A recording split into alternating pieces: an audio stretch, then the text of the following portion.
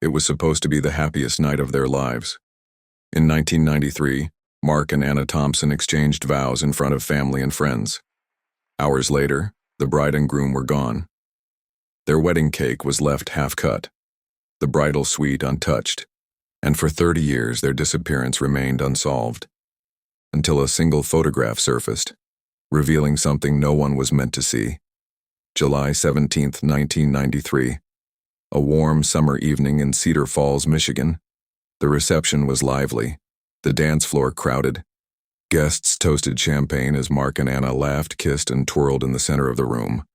By midnight, the crowd thinned. The couple slipped away, heading for their bridal suite upstairs at the historic Willowbrook Inn. It was the last time anyone saw them alive. The next morning, staff entered the suite to deliver breakfast. The bed was neatly made.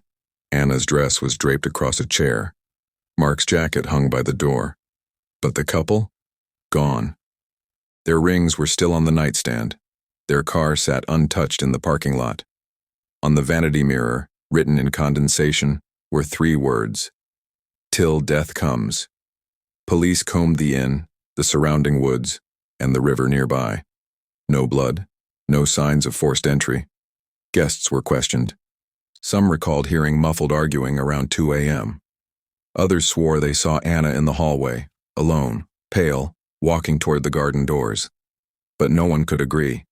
The case quickly spiraled into rumor: runaway bride, crime of passion, or something darker. 30 years later, in 2023, a former inn employee cleaning out an attic box found a Polaroid. It showed the Willowbrook ballroom after the guests had gone.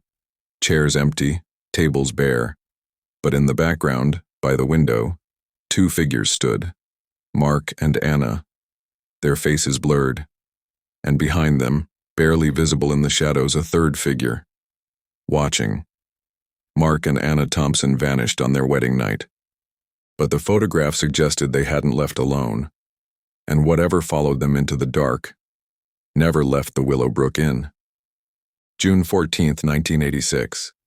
Mark and Anna Whitfield, both 24, had just tied the knot at St. Mary's Church in a small town in Ohio. The reception at the Willowbrook Inn was modest but joyful. Dozens of guests, dancing, laughter, clinking glasses. At 12:45 a.m., the couple was last seen walking hand in hand toward their bridal suite. Witnesses recalled the bride's veil trailing across the carpet as the groom carried her shoes. By morning, the room was empty, the bed untouched, their wedding clothes folded neatly, both wedding rings still lying on the nightstand. Local police launched a massive search. Helicopters circled the fields, bloodhounds scoured the woods. But the newlyweds had vanished without a trace. Guests were interviewed. Some claimed they heard footsteps in the hall around 2 a.m. Others said the ballroom doors slammed long after everyone had gone to bed. But there was no evidence of a struggle, no fingerprints but the couple's own. The case baffled investigators. Within months, the Whitfield disappearance went cold. As years passed, the story twisted into legend. Locals whispered about the Willowbrook Inn being cursed. Teenagers dared each other to spend the night in the bridal suite, claiming they heard faint voices and the sound of footsteps pacing in the empty hall. Some swore the mirrors in the suite fogged over at exactly 2 a.m., with words forming slowly in the condensation: "Till death comes." Nearly 20 years later, in 2005, an FBI cold case unit reopened the Whitfield file. A new forensic scan of evidence uncovered something police had missed in 1986. A partial fingerprint smudged on the vanity mirror, one that didn't match either Mark or Anna. At the same time, a janitor cleaning out the Willowbrook Inn's old storage room stumbled upon a locked trunk. Inside were photographs never meant to be seen. One Polaroid showed the couple in the ballroom after midnight smiling at the camera. But behind them, in the dark reflection of the window, stood a tall figure in a black suit.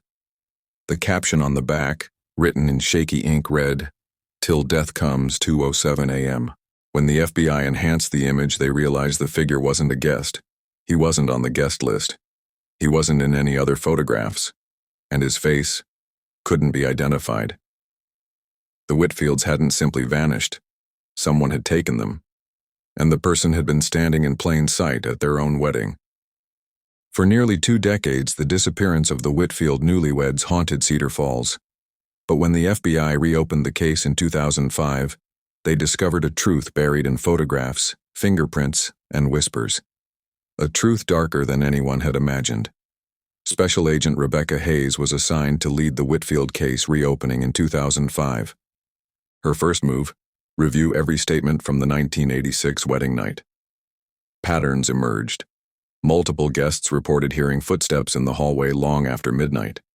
Several recalled doors slamming around 2 a.m. One bridesmaid even claimed she saw Anna in the garden through a window, barefoot, her dress trailing, before vanishing into the shadows. All of these details had been dismissed in 1986 as drunken memories. But now Hayes knew.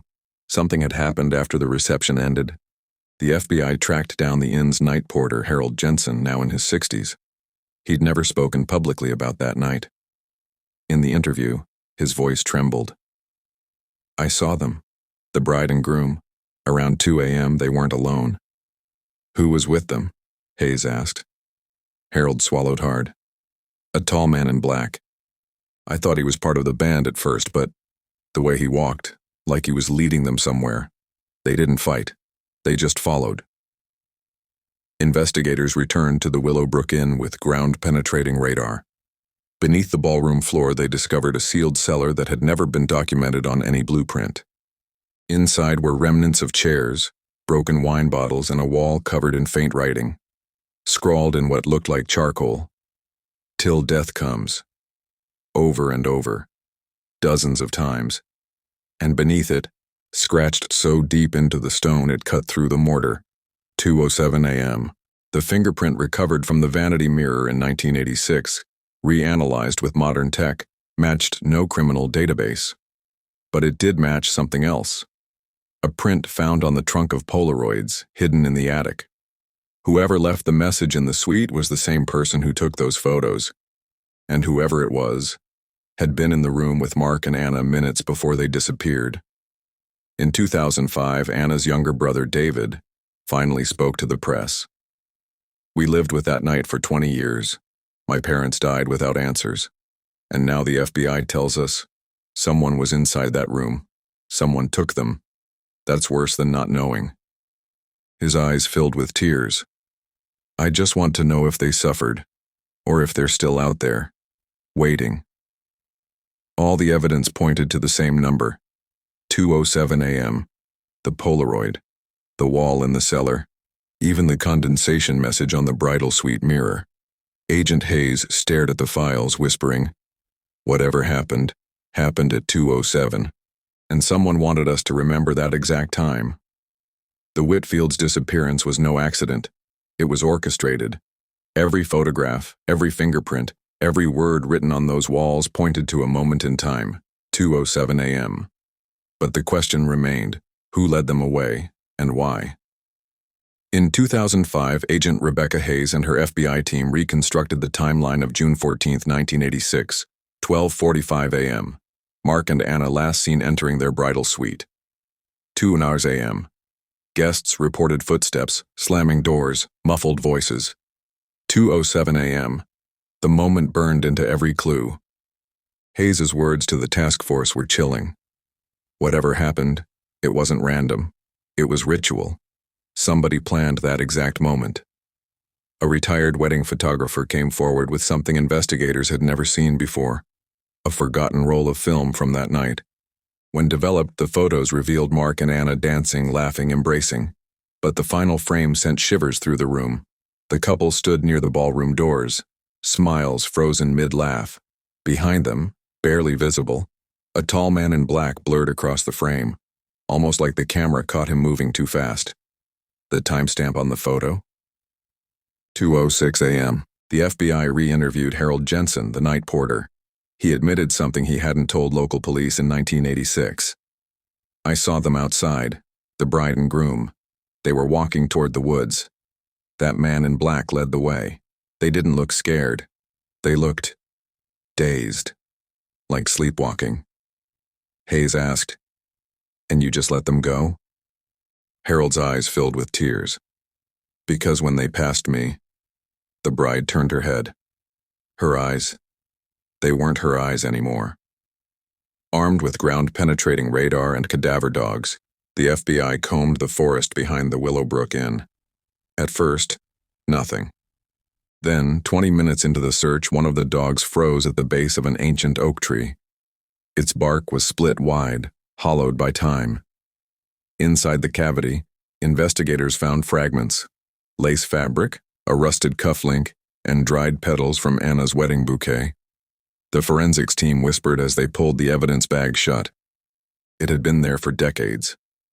Inside the same oak, wedged between roots, they found something else: a Polaroid photograph sealed in plastic. The photo showed Mark and Anna standing by that very tree, their faces pale, eyes glassy, as if they were posing against their will. Behind them, in the darkness of the woods, the tall man in black loomed. On the back of the photo, in smeared ink, "Till death comes, 207. Agent Hayes laid the photo beside the others. Her voice shook as she addressed her team. They didn't vanish. They were taken into the woods, and whoever did this, whoever that man in black was, left them inside that tree. The room fell silent. For the first time in 20 years, they had proof. The newlyweds hadn't run away. They hadn't left by choice. Step by step, the FBI uncovered the trail, and it led into the forest, to a hollow tree that had been hiding secrets for nearly 2 decades. The lace fragment recovered from the oak tree was tested. Forensic analysis confirmed it matched Anna Whitfield's wedding dress. The cufflink bore the initials M.W., Mark Whitfield. But the most disturbing find was embedded deep within the hollow, stuck in hardened sap, a piece of human bone. The lab confirmed it belonged to an adult male, early 20s. Agent Hayes interviewed townsfolk who had lived near the Willowbrook Inn in 1986. Most denied hearing or seeing anything unusual, but one elderly woman, Mrs. Carpenter, finally broke down. "We all knew about him," she whispered. Hayes leaned closer. "Who?" "The man in black. He wasn't from here. He came when the inn was built. Some said he was cursed. Others said he took brides." When Hayes pressed further, the woman shook her head violently. "I shouldn't have said anything. Talking about him brings him back." At the county archives, Hayes discovered something strange. Entire sections of the 1986 police file were missing. Crime scene photos, witness statements, even the original fingerprint lifts. When she questioned the retired sheriff, he admitted, "We were told to shut it down. Too much panic, too much pressure. Folks wanted it buried." Hayes asked, "Who told you to bury it?" The sheriff stared at her and whispered, "The families. They didn't want the truth. They wanted peace." Among the recovered items from the oak was a carved wooden token, no bigger than a coin. It bore a symbol: 2 interlocked rings pierced by a vertical slash. Folklorists later identified it as a fertility sigil, used in 19th century European wedding rituals. But this version was corrupted, twisted. The slash between the rings meant union broken by death. Hayes realized with a chill, the Whitfields' disappearance wasn't just a crime. It was staged as a ritual. When FBI evidence technicians cataloged the trunk of photographs, they discovered a cassette tape hidden in the lining. It began with faint organ music, the same wedding march played at the ceremony. Then a man's voice, low, deliberate. 2 became 1. Now 1 becomes none. Till death comes. After a pause, muffled crying filled the tape. A woman's voice, Anna's, whispered, "Mark, don't let him take me." Then silence. The tape clicked off. By the end of 2005, the task force pieced it together. The man in black infiltrated the wedding. He led Mark and Anna into the woods at 2:07 a.m. They were placed inside the hollow oak, alive or dead. The ritual symbol suggested the killer believed marriage was a covenant he could break, through death. Agent Hayes concluded, "We're not looking at a disappearance. We're looking at a double homicide staged as something much older and much darker."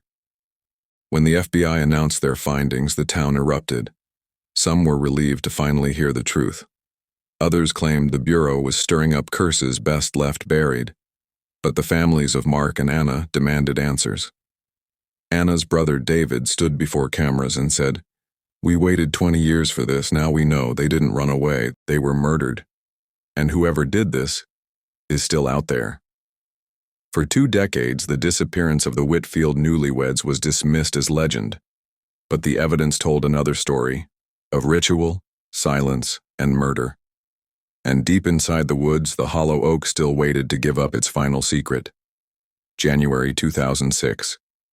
Snow blanketed the Cedar Falls woods as FBI forensic trucks lined Hollow Creek Road. At the center stood the oak tree, twisted, massive, older than the inn itself. Its trunk split open like a wound, the hollow yawning black. Agent Hayes gave the order. "We dig. Carefully. Whatever's in there has been waiting 20 years. As soil and roots were removed from the cavity, an evidence tech pulled out a small satin shoe, yellowed with age, lace torn. A murmur rippled through the team. It matched the style of Anna's wedding shoes. Moments later, a faded boutonniere was found, the petals pressed flat, preserved by the oak's damp interior. It was Mark's. Hayes's voice cracked as she whispered, "They never left this tree." Deeper inside, wrapped within layers of roots, the team uncovered skeletal remains. First, a woman's jawbone, still wearing a thin gold crown filling Anna's dentist had identified in 1985. Then a man's rib cage, fragments of a cufflink embedded in the bone. The oak had grown around them, swallowing them whole. Hayes turned away, choking back tears. For 20 years, they were here, at the edge of town, and no one looked close enough. But as the remains were lifted out, something else was found wedged between the bones. A leather-bound notebook, its pages rotted but legible. On the first page, in spidery handwriting, "Till death comes, 2:07 a.m. The following pages contained strange sketches, rings, broken circles, figures kneeling before a tall man in black. One chilling entry read, "They follow me willingly. Love makes them weak. The oak keeps them strong." News of the discovery tore through Cedar Falls. Crowds gathered at the site. Some wept openly. Others laid flowers at the oak. And a few whispered that digging up the tree was a mistake. An old man muttered to reporters, "You cut open the oak, you cut open the curse. He'll come back. He always does." Anna's brother David was present as the remains were officially identified. He clutched the small satin shoe in his hands. "For 20 years I wondered if they ran away, if they chose to leave us. Now I know. Someone took them. Someone put them in that tree, and they died still wearing their love." The FBI labeled the findings homicide, ritualistic staging. But Agent Hayes wrote in her private notes, "This wasn't just murder. This was a performance. Whoever the man in black was, he wanted witnesses. He wanted the time, 2:07, to echo forever." The oak had been their grave. For 20 years, the newlyweds lay hidden in its hollow, preserved by silence, roots, and fear. But the man who placed them there was still a shadow without a name. And the question lingered. Would he strike again? Weeks after the remains were recovered, forensic teams analyzed the notebook found in the oak. The handwriting matched none of the wedding guests, staff, or family members. But buried in the county archives, Hayes found something chilling. A 1952 case file describing another disappearance, 2 teenage sweethearts who vanished after prom night near Cedar Falls. The witness report mentioned the same detail. They were last seen with a tall man in black, leading them into the woods. The handwriting in that file matched the notebook exactly. Whoever the man in black was, he'd been around for decades. Hidden inside the notebook was a single Polaroid. It showed the oak tree, decades younger, its trunk wide open. Inside the hollow, 2 blurred figures sat, clothed in formal wear, eyes blank, their features unrecognizable. On the back, a single line was scrawled, Till death comes, 2:07 a.m. Hayes whispered to herself, "This isn't just one crime. It's a cycle." At the press conference, Hayes addressed the public. The remains found inside the oak have been positively identified as Mark and Anna Whitfield, missing since June 14, 1986. This is officially a homicide case. While the investigation into the unidentified suspect continues, the families finally have answers. Reporters pressed, "Do you believe the killer is still alive?" Hayes paused. "Some legends outlive the men who create them, and this one isn't finished." The Whitfields were laid to rest side by side in Cedar Falls Cemetery. Hundreds attended the funeral. But as the caskets were lowered, a sudden wind swept across the crowd. Some swore they heard a faint sound carried on the breeze, church bells tolling at 2:07. David Whitfield, Anna's brother, clutched his chest. "It's not over. I can feel it." The oak was cut down in spring 2006, its hollow sealed and burned. The townspeople hoped destroying it would end the curse. But hikers who passed through the clearing claim they still see two figures at dusk, hand in hand, dressed in wedding clothes, standing where the tree once stood. And if you check your watch at that exact moment, it will always read 2:07 a.m. Mark and Anna Whitfield vanished on their wedding night in 1986. For 20 years, their fate was a mystery. When the FBI uncovered their remains in 2005, the truth finally came to light. But the man in black was never caught. Some say he was real. Others believe he was something older, bound to the oak itself. All we know is that when the clock strikes 2:07, the story of the vanished newlyweds still whispers through the trees of Cedar Falls.